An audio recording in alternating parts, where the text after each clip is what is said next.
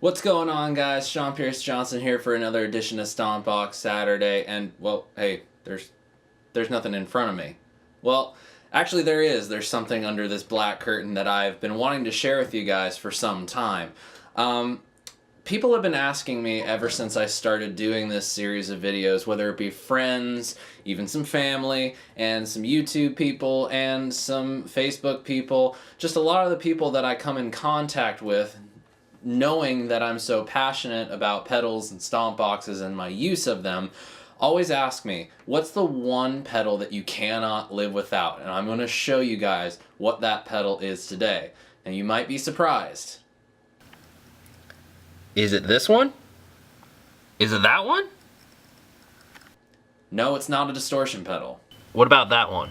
Or that one? No, not modulation. It has to be this one. No, not even a delay pedal. The pedal that I'm about to show you is the pedal that I first bought as my single standalone stomp box outside of a multi-effects pedal. And ever since then, I have had one on every single pedal board I have ever made. And it will be the first pedal I put on every pedal board that I make. Are you guys ready for this?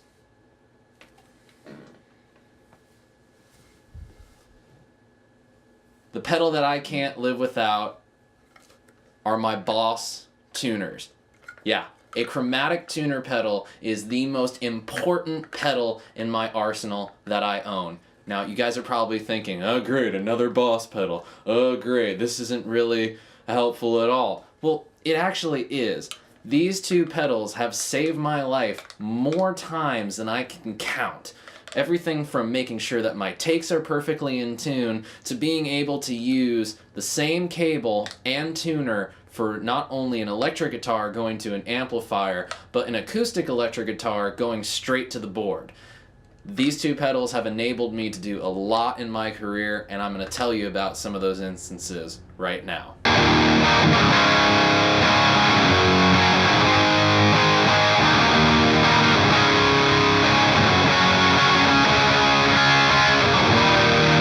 I probably have used the Boss tuner more times than any other pedal that I've ever owned. Probably one of the best examples of that I can give you is the first time I ever recorded in a recording studio. It was 4th Street Recording in Santa Monica, and I was working with a pop rock band, and I had come into that gig a couple weeks before they were supposed to go in the studio. But I remember sitting in the control room with the recording engineer, Chris Mullins, give you a shout out right there, buddy. And Chris happened to learn a lot from Jim Wirt, who's the former owner of 4th Street Recording.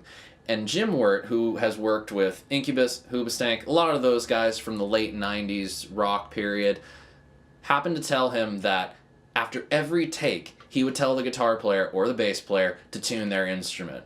Why? Well, because if one take is out of tune and the rest are in tune, but what if that out of take tune is the one that the performance was the best?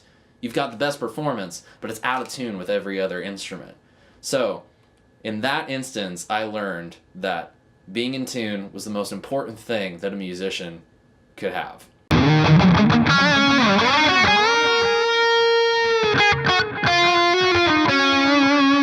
When I first got the TU2, the TU2 kind of was a game changer for me.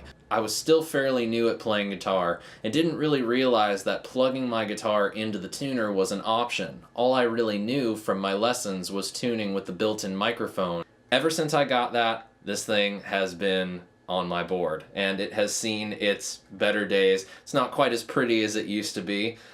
There's even a nice little ode to my tiny little baby sister. She's not such a baby anymore, she's 10 now, in a Hello Kitty sticker that she gave me before one of my gigs with Cockeyed Optimist, one of the first gigs with Cockeyed Optimist. So it remains on there to this day as a sign of her little bit of support for me. I've had to tune in the middle of sets, I've had to tune in the middle of songs, and it's just so handy to be able to have a tuner right there at your foot that you can turn on, and it cuts out your signal so you're not having to tune at the monstrous volume that an electric guitar should be played at.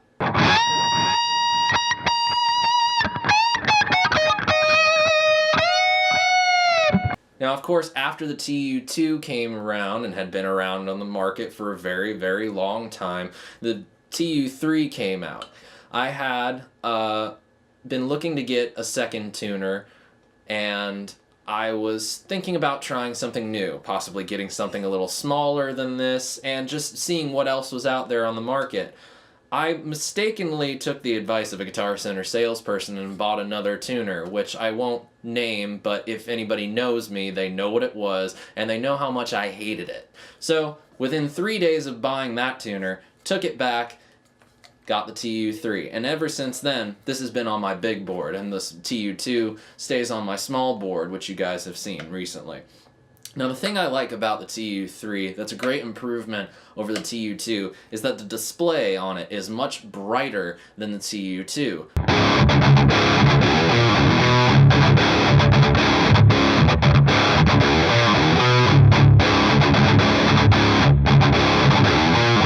And, of course, the best part about this is being able to, with the two outputs, the output and the bypass, being able to serve multiple functions. I at one point was using this to plug both an electric guitar, going out the output to an electric guitar amplifier, and then unplug an electric guitar, plug in an acoustic electric guitar, stomp on the tuner, mute the output going to a guitar amplifier, and with the bypass out, send a signal to a DI box that went straight to the control desk. Now, that's pretty handy, and I don't know a whole lot of tuners out there that do anything other than just tune, but the Boss tuners have always been very incredibly flexible for me.